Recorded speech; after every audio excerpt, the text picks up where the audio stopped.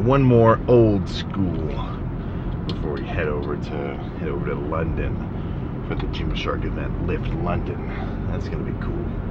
I don't know.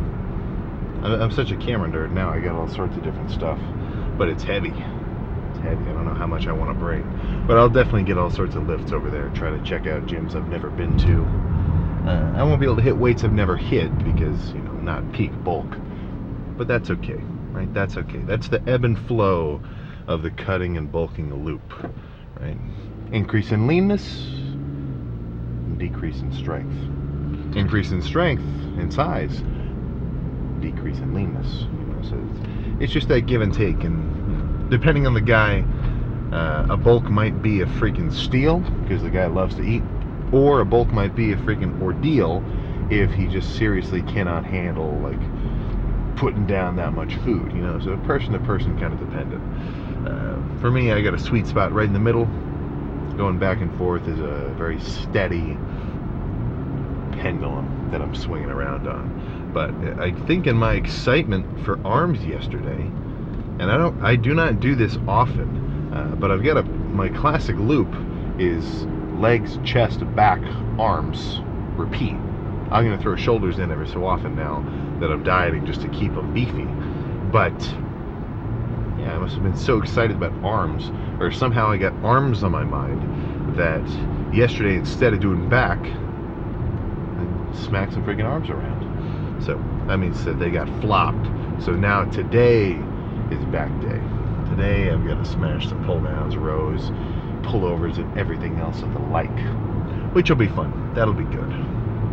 So I was talking a while about how I was trying to really kind of bias some lat focused work.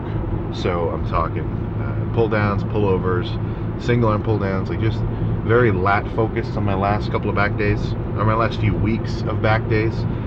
But now that I'm dieting down, the goal is no longer like selective growth, right? I'm just trying to maintain the size I've already built. So what that means is I'm gonna be hitting my whole back, right? Not neglecting any part of it, because the way I look at it, you know, when you're eating in a surplus, the muscles that you hit and really stimulate are going to experience a bit of selective growth, right? If for the next 6 months after this dieting phase, I started eating a surplus, really bulking up, and I only did legs, I think my legs would get bigger noticeably compared to everything else. And I guess the question arises, like, would everything else shrink? I'm eating in a surplus, so I wouldn't be in a catabolic state, you know, but my legs would grow, the rest of me probably wouldn't, at least not substantially. But dieting down, you know, I'm not trying to use the lift in the gym as any like new muscle generating stimulus.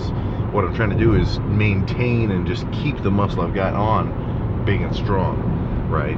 So there'd be no point to just only do lats or only do mid back and traps, because I'm trying to, like, I've already been built, you know. At this point, all the muscle that I've got it's not going up for the next few months as I get leaner.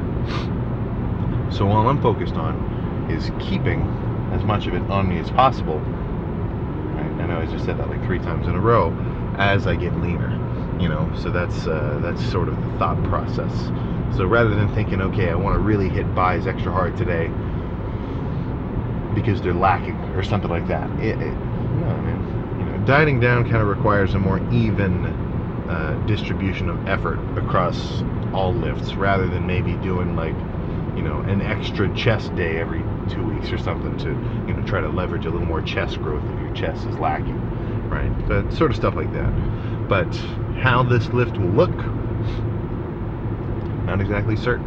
I know there will be pull downs involved, I know there will be rows involved, but I guess we'll just have to see. I'm gonna go hit a gym I haven't been at for a while, because they have a fancy like hammer strength machine that I haven't used for a bit, and I've got a little bit of an itch to right now.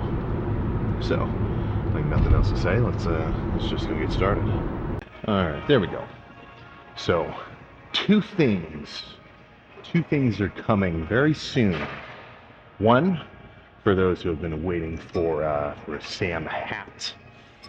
Yeah, they're just about here, and not like super in your face either.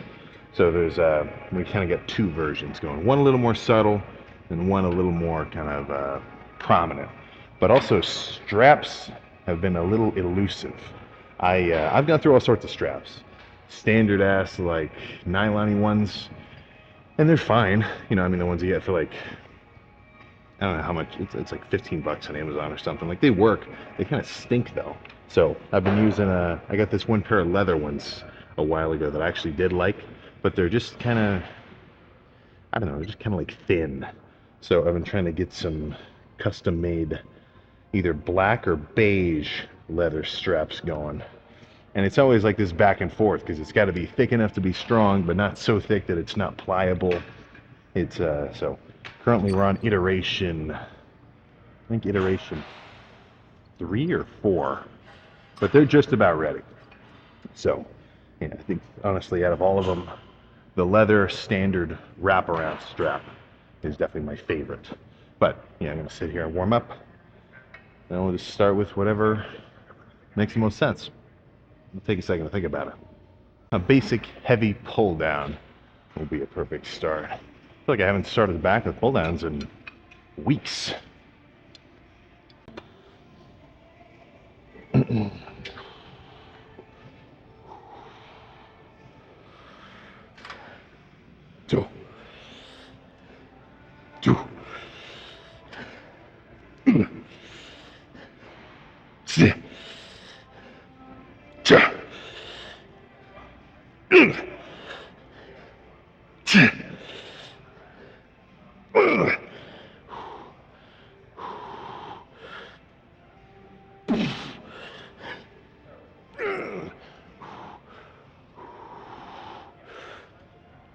Two. Okay. Ooh. All right, probably 1 or 2 more of those.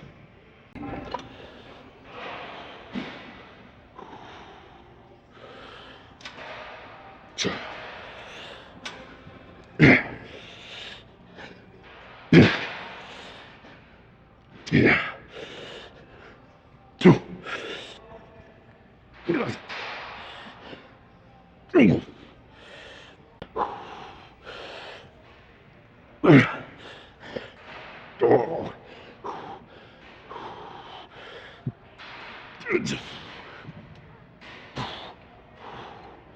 Oh. Okay. 1 more.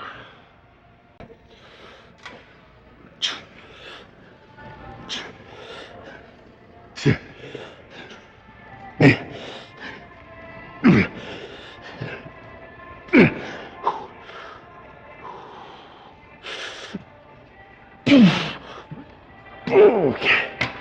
Ooh. Okay. All right, let's switch to a row. 3 of those are sweet. Hard to beat some heavy T-bar rows.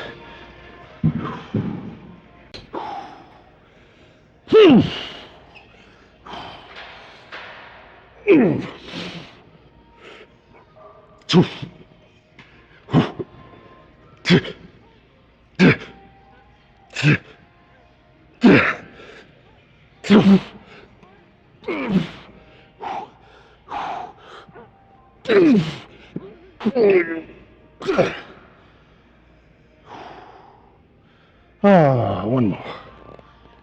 Woo. 2. 3.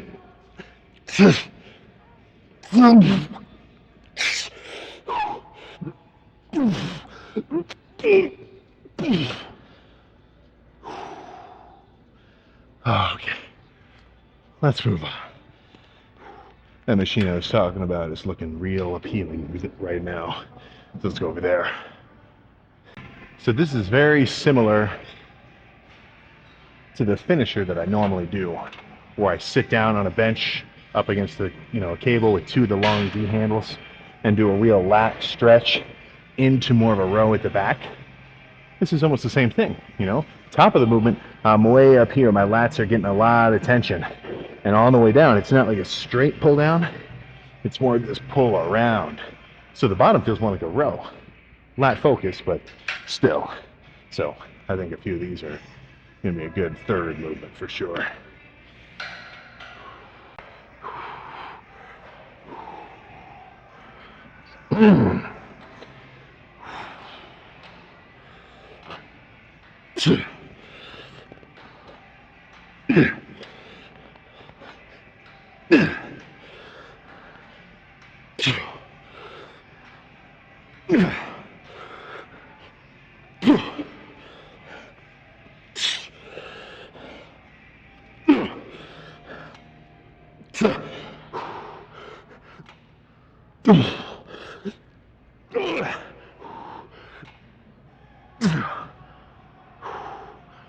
Oh, I'm gonna go a little heavier for the next one. And I think a finisher is in order.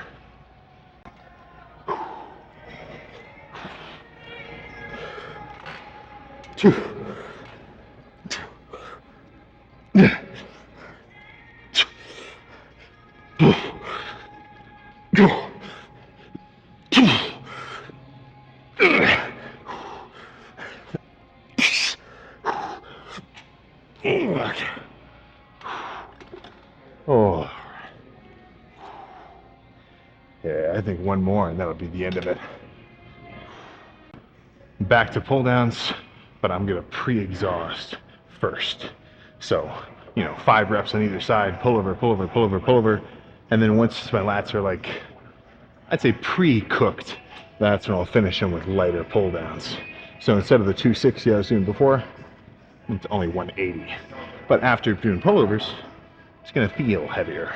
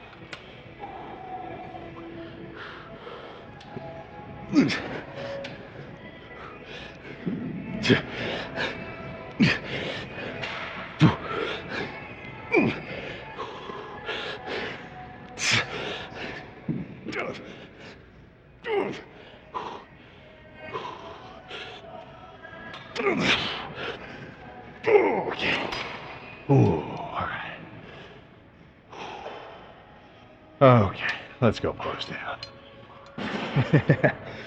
Yeah, let's just say I'm feeling pumped, but obviously that's not a surprise. Alright, took a second to find the actually good lighting right here, but purely judging off of overall pumpedness, I mean, I feel like a total beast. So through the shirt, and this is, I mean, I've literally had no carbs today. I just had a bunch of chicken thighs. So, I mean, it's not a flex. I probably just, I could have had more, I just didn't.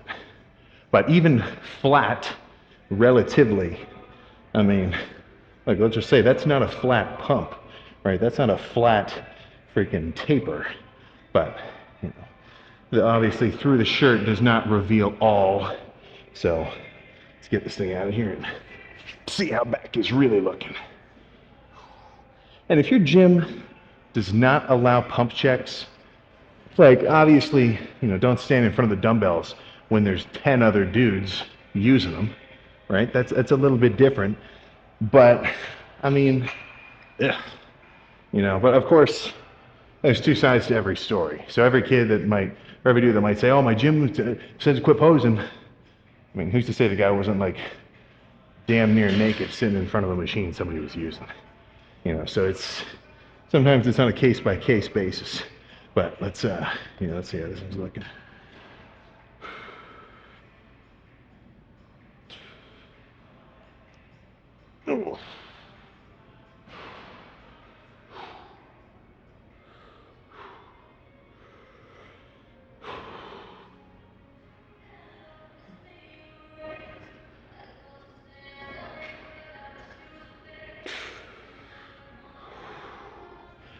Whew.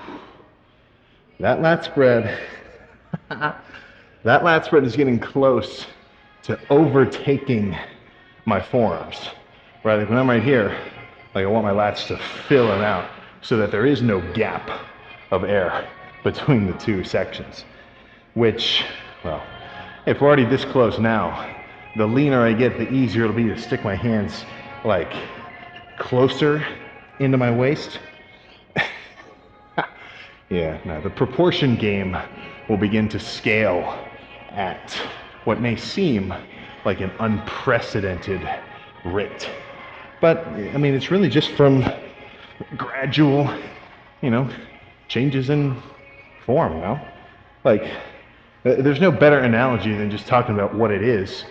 But if your arms are this big and maybe your waist is this big, okay, that's not an awesome ratio.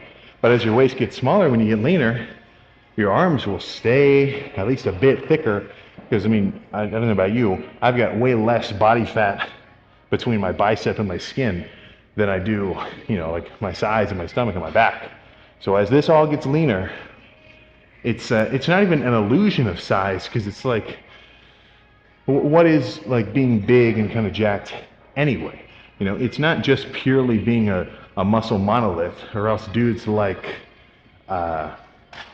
if all we cared about was pure unbridled mass, we would say, hey, why isn't so-and-so crazy powerlifter the top dog kind of dude musculature-wise? Because it's like, you got to have it.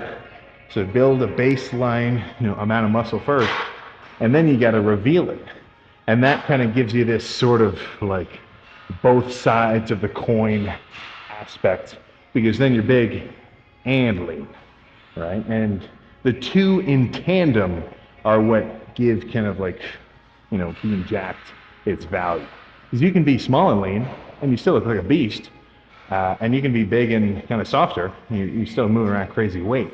But to find that sweet spot in the middle, that's what I'm aiming for. But I think nothing else to say.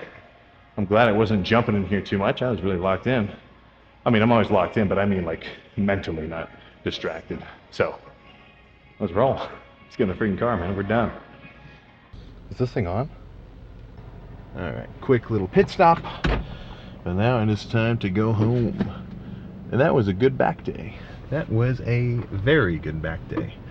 Basic, simple, nothing crazy fancy, just giving myself the challenge of some lighter squeezing sets and a heavy, I mean really those T-bar rows were pretty freaking hefty.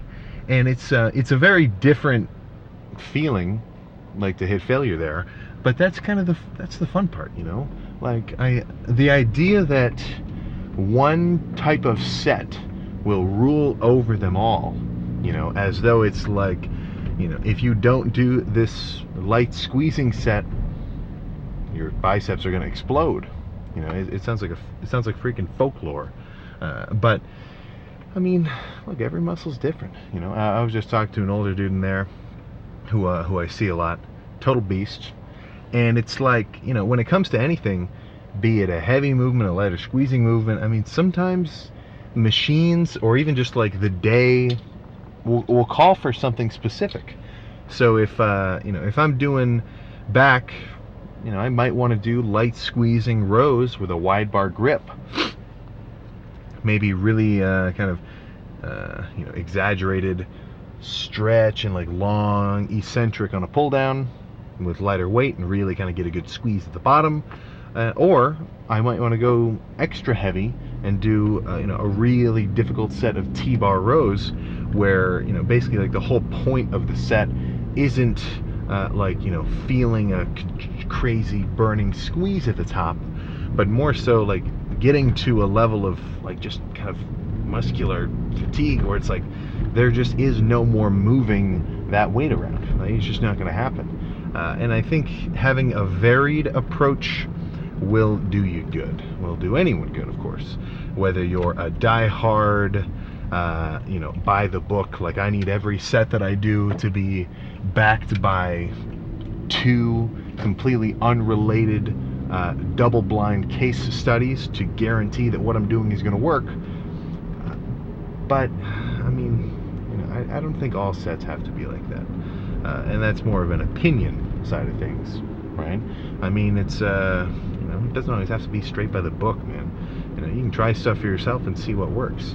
Like the idea that, and these arguments go very classically. How come this genetic phenom or this guy didn't train like this and he got good solid gains and results? Oh, well, he's an outlier. I mean, how many outliers are there? You know what I'm talking about? I mean, at the end of the day, when it comes to specifics, it's really a person-by-person thing. Nobody. I think the only way that we could all agree someone's doing something wrong, like blatantly wrong, would be if somebody was doing something like legit silly that everybody like. Come on, man. Get real here. Don't be doing whatever that is. But I mean, as long as you're bringing it, as you're going hard, it doesn't really matter what you're doing, because if whatever muscle you're targeting is being worked. And I think that's probably the best indicator of how a movement kind of like, resonates with your build, because you can tell how it feels. If somebody told me to do a specific kind of back movement or something, and I really didn't get a ton of activation, and I couldn't feel my lats, I just wasn't really clicking, well, that movement's probably not doing anything for me. I'm not getting any work done. I don't feel it in my lats. It's like, what am I doing here? It's just not working.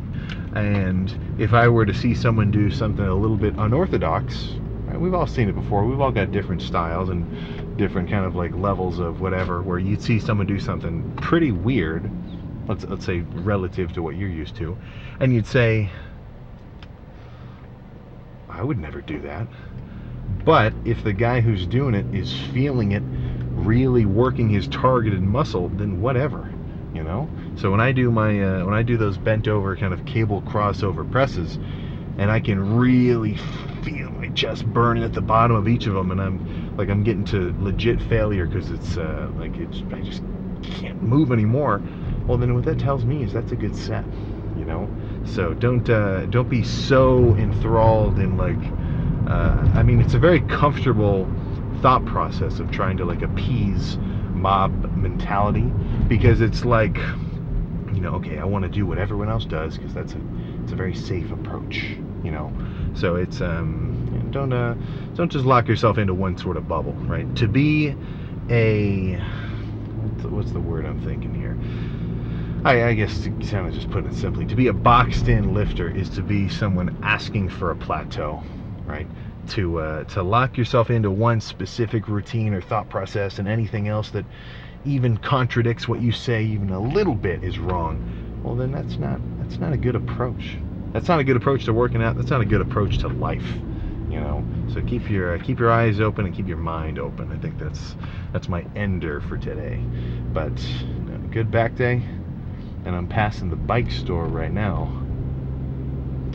I think when I get back from London, I'm gonna get a bike. I'm gonna be biking around, at least while it's warm. But that'll be in like a freaking week. So, plan now. Go home, drink something. I'm very freaking thirsty. And just get ready for legs tomorrow. So nothing else to say. I'll see you then.